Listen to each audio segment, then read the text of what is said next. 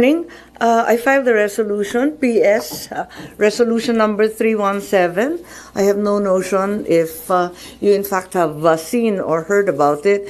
It's a resolution directing the appropriate Senate committee to conduct an inquiry at the earliest possible opportunity into the alleged money delivery scheme involving 18 former military personnel employed by Congressman Saldico and the reported cooperation of certain government officials with the International Criminal Court. And we were all dismayed by the revelations yesterday, and as a result, I am hopeful that this will be the beginning of a very serious and comprehensive investigation which will result in charges and punishment if there are guilty parties. At nananawagan rin ako sa ating magigiting na kasapi ng Philippine Marines na kung may paratang, ilatag ninyo ng malinaw. Kung may ebidensya, ilabas ninyo ng buong tapang. Kumbaga sa maleta, mananatiling sikreto ang laman niyan kung hindi ilalatag sa lamesa at bubuksan. Dito natin buksan sa Senado at suriin ang maleta ng katotohanan.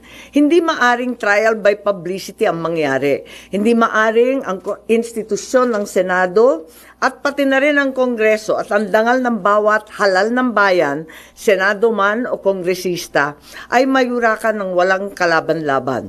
Batid ko na nagpahayag kayo na nais ninyong tayuan ang mga pahayag ninyo under oath.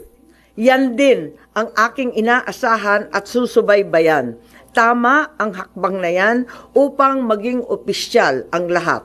Pinoprotektahan ko ang Senado hindi dahil sa mga personalidad, hindi dahil kaibigan ko sila, kundi dahil ito ang tinig at tanggulan ng ating bansa. Kaya kung ang mismong tanggulan ang inaakusahan, marapat din na dito magharap-harapan na. Sa ilalim ng panunumpa, sa ilalim ng batas, sa harap ng taong bayan.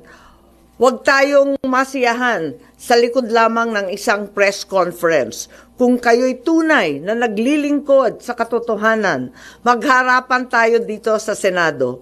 Ang Senado ay hindi tatakbo o tatalikod, lalo na kung may nadawit na hindi dapat. Sa aking mga kasama na senador, ito rin ang pagkakataon para linisin ang inyong pangalan at itindig ang dangal ng institusyon. Maraming salamat po. Andito naman po yung affidavit. Siguro nakita naman ninyo yung joint affidavit na mahaba na ginawa ng ating mga Marines kahapon. Ang balita ito ang karugtong ni Sergeant Gutesa at may susunod pang 12, isang dosena pang Marines na lalabas. Meron ring sasabihin. Tungkol dito, duty rin kay Congressman Saldico dati. Meron rin umiikot na iba't ibang mga link matrix. Siguro nakita na rin ninyo.